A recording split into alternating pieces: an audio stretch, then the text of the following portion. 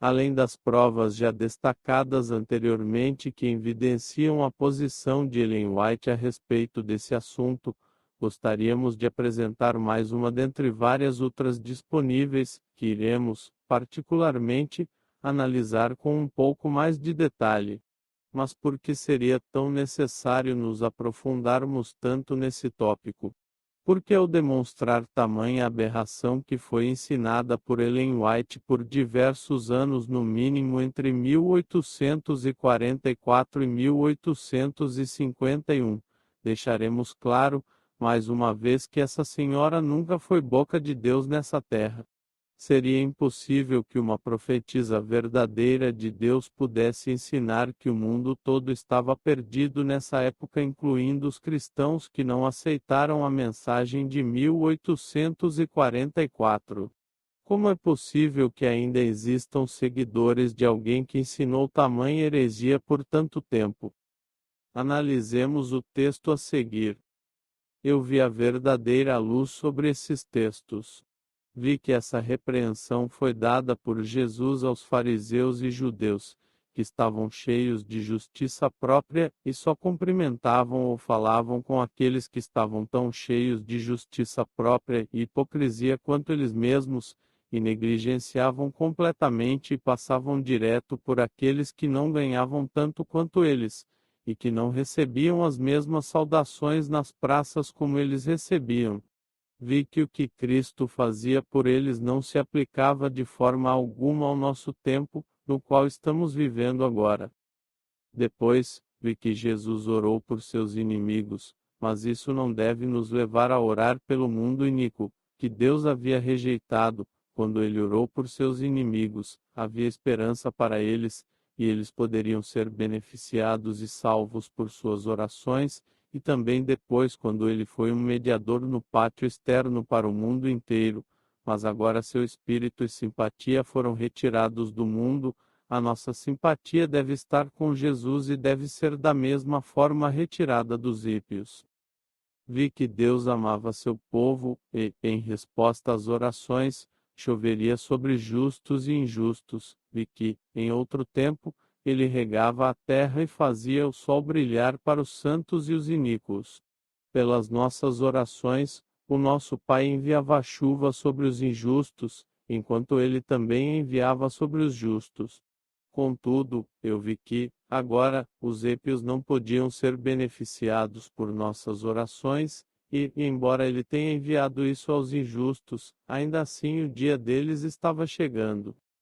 Vi então que as Escrituras não ensinavam que devemos amar os ímpios a quem Deus havia rejeitado, mas sim, o que ele quis dizer é que nosso próximo significa aqueles da nossa própria casa, e nada além disso. No entanto, vi que não deveríamos praticar nenhuma injustiça aos ímpios ao nosso redor, mas nossos vizinhos a quem devemos amar eram aqueles que amavam a Deus e o serviam. Canrig, Belief of Amiens. Ellen G. White, página 127. Após análise desse texto, chegamos às seguintes conclusões. 1. Ellen White estava ensinando os seus seguidores a não interceder pelos ímpios, pois Deus os havia rejeitado. Apesar de Jesus ensinar que nós devemos orar pelos nossos inimigos, Ellen diz exatamente o contrário. Pois, segundo ela, Deus já não daria mais nenhuma chance para essas pessoas. Ocorre que Deus não rejeitou esse mundo. Na verdade, ele enviou seu Filho, para morrer por nós, pecadores, para que pudéssemos ser salvos. Cristo não veio para os santos perfeitos, mas sim para os pecadores, cheios de erros como eu e você. Ou seja, basicamente, Ellen White ensina aqui que o seu grupo não deveria seguir o exemplo de Jesus de orar por seus inimigos, mas sim o exemplo dela que era contrário ao de Cristo. Essa foi uma das revelações de luz que ela disse haver recebido sobre o texto bíblico, nesse caso o de Mateus 5 verso 44, eu, porém, vos digo, amai os vossos inimigos e orai pelos que vos perseguem. 2. Outra pérola deixada por Ellen nesse texto é a de que o Espírito de Cristo, e sua simpatia foram retiradas do mundo e que a nossa simpatia deve estar com Jesus e deve ser da mesma forma retirada dos ímpios. Aonde mesmo na Bíblia é dito que Deus retirou o seu Espírito do mundo. Não somente isso, mas que nós deveríamos fazer o mesmo que ele. Imaginem vocês se todos os cristãos seguissem o conselho de Ellen White. Não existiria mais nenhum intercessor nesse planeta. Não só isso, como ninguém mais sentiria a presença de Deus nessa terra. Será que essa mulher era realmente uma mensageira do Senhor? Se essas grandes revelações não vieram de Deus, de quem será que elas podem ter vindo? 3. Contudo, eu vi que, agora, os ímpios não podiam ser beneficiados por nossas orações. Se você, caro amigo, acredita em Ellen White, por favor, pare de orar imediatamente por seus amigos, colegas e parentes que ainda não estão salvos. De que adiantaria? Interessante notar que mais uma vez ela diretamente contradiz a palavra do Senhor. Vejamos o que diz Romanos 5 verso 10, ora, se quando éramos inimigos de Deus fomos reconciliados com Ele mediante a morte de seu Filho, quanto mais no presente, havendo sido feitos amigos de Deus, seremos salvos por sua vida. 4. Vi então que as Escrituras não ensinavam que devemos amar os ímpios a quem Deus havia rejeitado, mas sim, o que ele quis dizer é que nosso próximo significa aquele da nossa própria casa, e nada além disso. Imaginem a alegria de Satanás ao ler esse texto escrito por uma autoproclamada mensageira do Senhor. O ensinamento, portanto, era o de não mais pregar o Evangelho para ninguém. Depois do fiasco de 1844, Ellen White e os pioneiros adventistas ensinavam que a porta da graça havia se fechado para o mundo todo, menos aqueles que aderiram ao movimento de 1844. Sendo assim, eles não perdiam mais tempo pregando o evangelho aos ímpios que estavam no mundo, mas sim com os milleritas, a quem a todo o custo eles tentavam trazer para dentro do seu movimento da porta fechada. Ocorre que William Miller reconheceu que nada de profético havia acontecido em 1844 e ao invés de se meter em outras peripécias apocalípticas ou devaneios escatológicos sem sentido, ele e seu pequeno grupo batista passaram a pregar o evangelho simples ao mundo. Pobre Miller!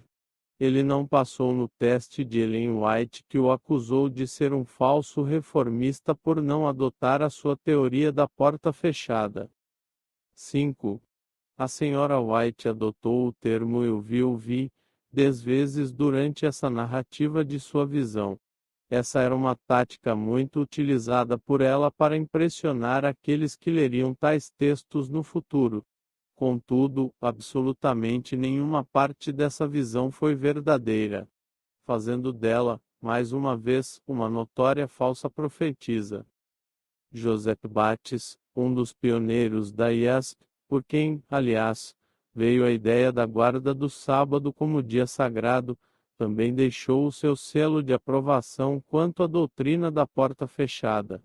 Em 1850 ele publicou um artigo a respeito do santuário que dizia o seguinte: os 2.300 anos se completaram no outubro de 1844. Ali o seu Cristo, trabalho terminou com relação à sua ministração de intercessão pelo mundo todo, para sempre. Ali a porta foi fechada. Ver Canrig, Belief of Americans. Ellen G. White, página 112. Não contente em fechar a porta da redenção para o mundo todo, com exceção do pequeno rebanho adventista, Bates decide também quanto tempo levará o tempo da expiação dos pecados que estão no céu, daqueles que foram escolhidos por Jesus, os adventistas que acreditaram na mensagem de 1844 e do santuário. Segundo ele corroborado pelo casal White, a expiação duraria 7 anos.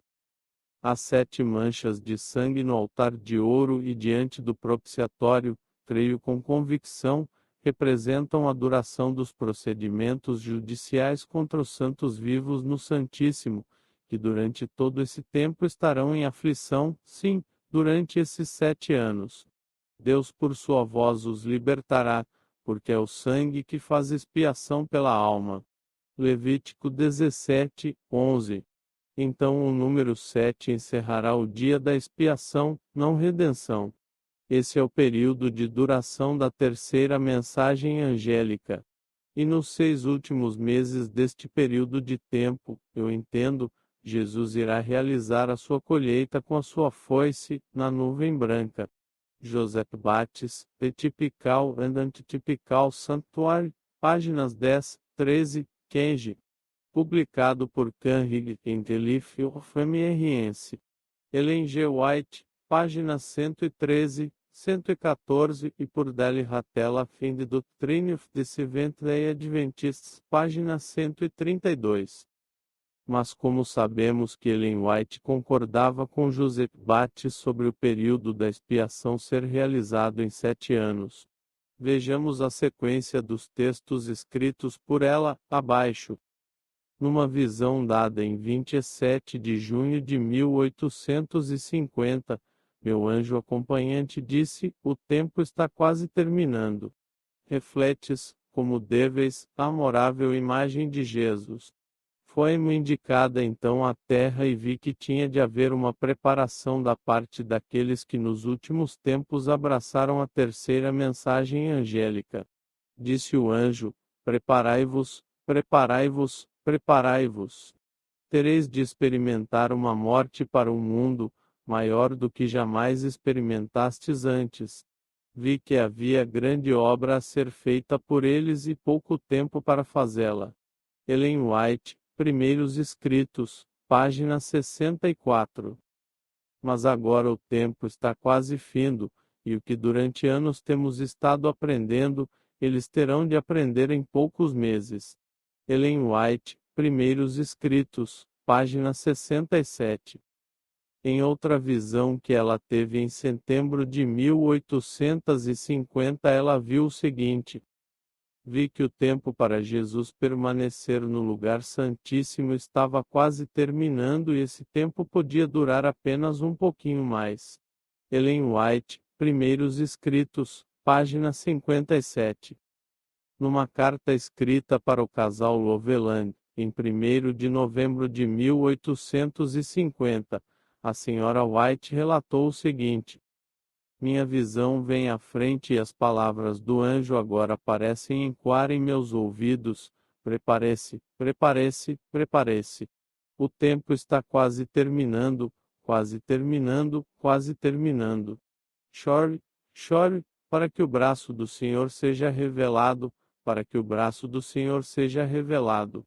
O tempo está quase terminando. O que você faz, você deve fazer rapidamente. Ellen White, Carta 26, 1850, página 2, Manuscrito Eliases, volume 8, páginas 222, 223. Numa outra carta escrita por sua irmã, Sarah Bearmont, para a senhora de Lawrence, em 29 de julho de 1850 havia o seguinte texto: eu creio que esse será o último inverno que veremos antes que Cristo, o nosso sumo sacerdote, volte. Oh, vamos viver para Deus em fiel sacrifício para Ele. Canrig, The Life of Emergence. Ellen G. White, página 117. Fica claro nesses últimos textos qual era o pensamento do grupo adventista em relação à doutrina da porta fechada. Eles não só criam nela, como ensinavam a todos que podiam, tal heresia. Além disso, uma visão totalmente distorcida do Evangelho e do caráter de Deus e de Jesus era passada para o já combalido pequeno rebanho. Quanto mais de abuso espiritual esse povo conseguiria suportar?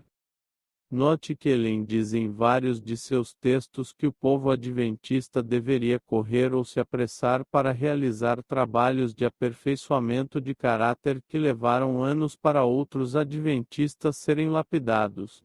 O Evangelho de Jesus não nos ensina nada do tipo. O ladrão que estava na cruz e se arrependeu no último momento de sua vida, foi salvo. Não precisou se apressar para aprimorar o seu caráter. O Evangelho de Cristo não nos impõe julgos pesados, pelo contrário. Ele nos retira o peso do pecado, e também da ansiedade de termos que fazer isso e aquilo para recebermos a nossa recompensa da salvação e nos concede um fardo leve, através do qual recebemos de graça a água da vida que jorra dele. O resumo de Evangelho é esse. Em verdade vos asseguro, quem ouve a minha palavra e crê naquele que me enviou tem a vida eterna, não entra em juízo, mas passou da morte para a vida. João 5 verso 24. O aperfeiçoamento de caráter ocorre depois disso, naturalmente, pelo trabalho do Espírito Santo em nossas vidas. Em nenhum momento Deus coloca tal aperfeiçoamento como condição de salvação. Portanto, pela graça sois salvos, por meio da fé, e isto não vem de vós, é dom de Deus, não vem por intermédio das obras, a fim de que ninguém venha a se orgulhar por esse motivo. Efésios 2 versos 8, 9. Aquele que não poupa o seu próprio filho, mas o entregou por todos nós, como não nos concederá juntamente com ele, gratuitamente, todas as demais coisas. Romanos 8 verso 32. Mas então, que evangelho é esse que Ellen White pregava ao seu fiel grupo de seguidores e que ainda é pregado nas igrejas adventistas ao redor do mundo? Seria esse evangelho aquele a que Paulo se referiu em sua carta aos Galatas. Estou chocado de que vos desviando tão depressa daquele que vos chamou pela graça de Cristo, para seguirem outro evangelho, que na verdade, não é o evangelho. O que acontece é que algumas pessoas vos estão confundindo, com o objetivo de corromper o evangelho de Cristo. Contudo, ainda que nós ou mesmo um anjo dos céus vos anuncie um evangelho diferente do que já vos pregamos, seja considerado maldito. Conforme já vos revelei antes, declaro uma vez mais, qualquer pessoa que vos pregar um evangelho diferente daquele que já recebestes, seja amaldiçoado. Galatas 1 versos 6 a 9. O brilhante pastor adventista, Jimmy Canrig, em seu livro sobre a vida de Ellen White no capítulo Porta Fechada faz as seguintes ponderações. Será que foi realmente Cristo e o Espírito Santo que levaram esses fundadores da Igreja Adventista do Sétimo Dia a perder por anos todo o seu fardo e simpatia pelos pecadores a ponto de deixar de orar por eles? Será que Cristo estava os guiando quando eles ensinaram que ele não era mais um amigo dos pecadores? Será que Jesus estava os guiando quando eles ensinavam que ele não era mais um defensor dos pecadores, e que o mundo inteiro havia sido rejeitado por Deus, deixado sem o Espírito Santo, entregue a Satanás, e que todas as igrejas, exceto as suas, eram a sinagoga de Satanás, castelos do diabo, de fato? Será que foi realmente um anjo vindo de Deus que contou à Sra. White toda essa mensagem inteiramente falsa? Tal teoria parece blasfêmia. Se Deus não os guiou com relação a isso, será que ele os guiou depois disso? Será que ele está os guiando agora? Como também transcrito por Dali Ratella em seu livro The Cultic Doctrine of Seventh-day Adventists, páginas 134, 135. A porta da graça adventista se abre novamente. Mas depois de tantas visões e revelações vindas de Deus para a Sra. White, qual foi o motivo que levou a uma nova abertura dessa porta da graça? E principalmente, como eles conseguiram fazer isso e ainda assim manter a credibilidade e autoridade profética da Sra. White? Tentaremos a princípio responder a segunda pergunta. Querido leitor, acredito que com o que foi apresentado até aqui, fica claro que nós nunca devemos subestimar o poder da autonegação psicológica que um ser humano pode impor a si mesmo. Aquele que quer ser enganado será enganado. Além disso, fica claro que Ellen White possuía um alto poder de persuasão sobre os seus liderados. É possível afirmar até mesmo que havia algum poder sobrenatural que a impulsionava e a ajudava em suas peripécias religiosas. Claramente, esse poder não vinha do Deus verdadeiro. Isso ocorreu não só com ela, mas com a grande maioria de líderes de seitas religiosas ao longo do tempo. Além disso, o grupo adventista estava se tornando cada vez mais exclusivista e orgulhoso, por terem sido tão traumatizados no passado. E quanto mais eles se enfiavam na toca do coelho que Ellen havia criado, mais difícil se tornava para que eles pudessem voltar para a superfície da realidade e abraçar a luz da verdade. Sendo assim, o pequeno rebanho se tornava a cada dia que se passava mais cego espiritualmente. Eles passaram então a serem movidos puramente pelas interpretações bíblicas e visões de Ellen White que, invariavelmente, encontravam algum muro de concreto fático e teológico. Porém, quando isso ocorria, suas visões davam uma volta de 180 graus e se autocontradiziam sem qualquer tipo de pudor moral e ético.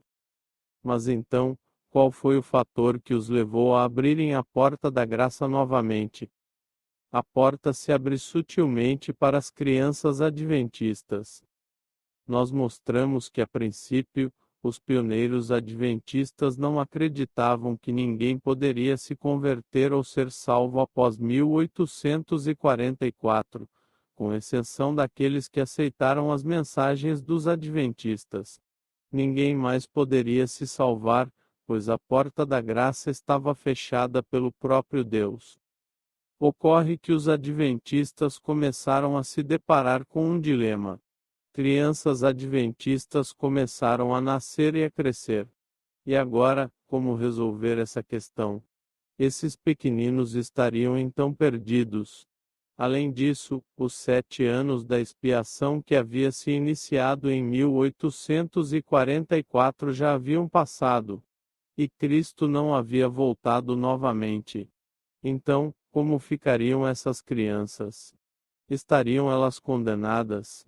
Não somente isso, mas os líderes adventistas notaram que tal ensino havia sido um grande tiro no pé. Afinal de contas, como eles poderiam fazer com que o grupo de fiéis crescesse dessa forma? Essa foi uma espécie de evangelismo às avessas. Bem, nada como um dia após o outro e uma profetisa com acesso direto a Deus para resolver mais esse dilema. Ellen White, no livro The Spirit of Prophecy Volume 4, tentou resolver a questão, ao menos para as crianças. Vejamos como ela conseguiu sair dessa difícil situação. Após o tempo de expectativa, em 1844, os adventistas ainda acreditavam que o Salvador viria muito em breve. Eles entenderam que estavam vivendo um momento muito importante e que a obra de Cristo como intercessor do homem diante de Deus havia cessado. Tendo dado o aviso de que o dia do julgamento estava próximo, eles entenderam que o seu trabalho de intercessão pelo mundo havia terminado e perderam seu fardo de alma pela salvação dos pecadores, enquanto a zombaria ousada e blasfema dos ímpios lhes parecia outra evidência de que o Espírito de Deus havia sido retirado dos rejeitadores de sua misericórdia. Tudo isso os confirmou na crença de que o período da expiação havia terminado. Como eles a expressavam, a porta da graça estava fechada. Ellen White, The Spirit of Prophecy, volume 4, página 268. Mas uma luz mais clara veio com a investigação da questão do santuário. Agora foi vista a aplicação daquelas palavras de Cristo no Apocalipse, dirigidas à igreja exatamente neste momento. Estas coisas dizem quem é santo, quem é verdadeiro, quem tem a chave de Davi, quem abre e nenhum homem fecha, fecha, e ninguém abre. Eu conheço as tuas obras, eis que pus diante de ti uma porta aberta, e ninguém pode fechá-la. Apocalipse 3 versos 7, 8. Aqui uma porta aberta e uma porta fechada é vista. No final dos 2.300 dias proféticos em 1844, Cristo mudou seu ministério do Santo para o Santíssimo. Quando, no ministério do santuário terrestre, o sumo sacerdote no dia da expiação entrou no lugar mais sagrado, a porta do lugar sagrado foi fechada e a porta do Santíssimo foi aberta. Portanto, quando Cristo passou do santuário para o santuário celestial, a porta ao ministério do antigo apartamento foi fechada e a porta ao ministério do último foi aberta. Cristo havia encerrado uma parte de sua obra como nosso intercessor, para entrar em outra parte da obra, e ele ainda apresentou seu sangue perante o Pai em favor dos pescadores. Eis que ele põe diante de ti uma porta aberta, e ninguém pode fechá-la. Aqueles que pela fé seguem Jesus na grande obra da expiação, recebem os benefícios de sua mediação em favor deles, mas aqueles que rejeitam a luz que é nesse trabalho de seu ministério, não são beneficiados por ele.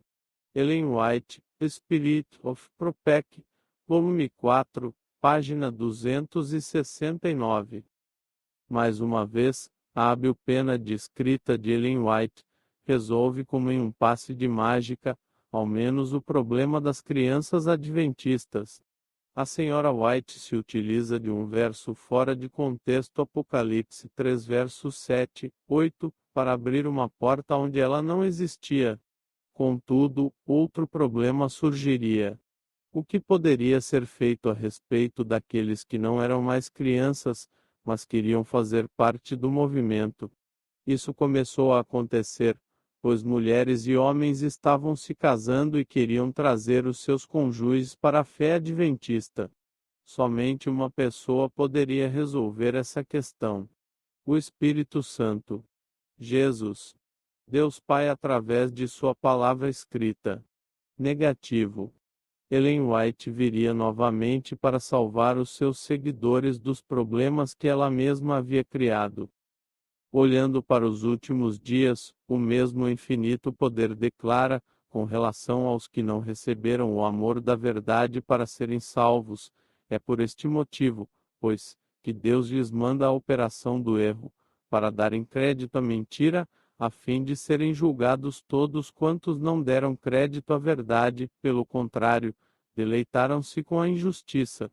Como rejeitassem os ensinos de sua palavra, Deus retirou o seu espírito, e deixou-os entregues aos enganos que amavam. Mas Cristo ainda intercede em favor do homem, e luz será dada aos que a procuram. Ellen White, Spirit of Prophecy, volume 4, página 271. Por um curto período os adventistas se uniram na crença de que a porta da graça estava fechada. Esta posição foi logo abandonada. Ellen White, The Present Truth, agosto de 1849, página 22. Publicado por Desmond Ford, Daniel 8 verso 14, página 356. Alguns pontos a serem analisados com relação a esse texto. 1. Ellen White confirma a ideia de que por um período de tempo os adventistas estavam unidos a respeito da doutrina da porta fechada, concordando entre si de que tal ensino era verdadeiro. 2. Ellen passou a redefinir completamente o conceito da porta a qual ela se referia. O primeiro conceito aplicado por ela teria a ver com a porta da graça que constata na parábola das 10 virgens, que havia sido fechada, simultaneamente, com a porta do lugar santo do santuário celestial. Agora, ela já nem mais toca no assunto das 10 virgens ou da porta do lugar santo do santuário celestial. O conceito de porta muda de verso, e se remente ao livro do Apocalipse, onde ela conseguiu achar uma porta aberta. mesmo que o contexto desse texto bíblico seja completamente diferente até mesmo do assunto em tela. De maneira muito sagaz, ela se aproveita da grande subjetividade de interpretações e simbolismo do livro de Apocalipse, e cria em torno desses versos Apocalipse 3 versos 7, 8, uma saída para o seu problema. 3. Depois de 1844, os adventistas decidiram que a porta da graça havia sido fechada, inclusive através da corroboração de duas visões da Sra. White. As suas palavras sobre aqueles que buscassem a misericórdia de Deus foram: aqueles que professarem uma mudança de caráter. Tal mudança na realidade seria somente de mal para pior. Tais supostos convertidos eram parte do trabalho de Satanás para enganar o povo verdadeiro de Deus. Ellen White, The Present Truth, All. 1849, página 22. Publicado por Desmond Ford em Daniel 8, verso 14, página 356. Contudo, agora que era de seu interesse que tal porta se abrisse novamente, ela estaria disponível para aqueles que procurassem a luz. 4. Para que tal porta fosse aberta para os novos convertidos, seria necessário, contudo, que eles acreditassem a mensagem do juízo investigativo santuário celestial, mas aqueles que rejeitam a luz que é nesse trabalho de seu ministério, não são beneficiados por ele. Ellen White, The Spirit of Prophecy, volume 4, página 269. 5.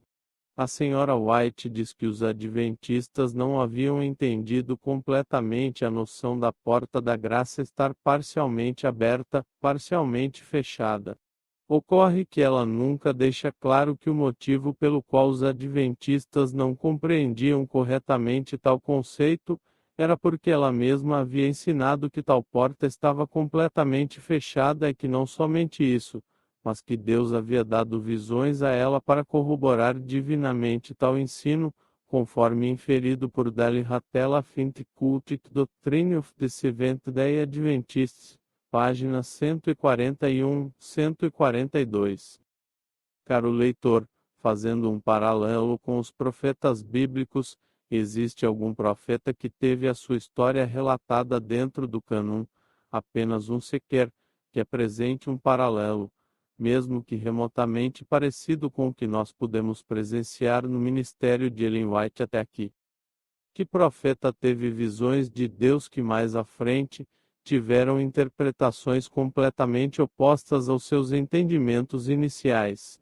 Que profeta bíblico citou textos das Escrituras que depois tiveram que ser descartados por ele, por não mais terem uma aplicação válida dentro de sua atual realidade?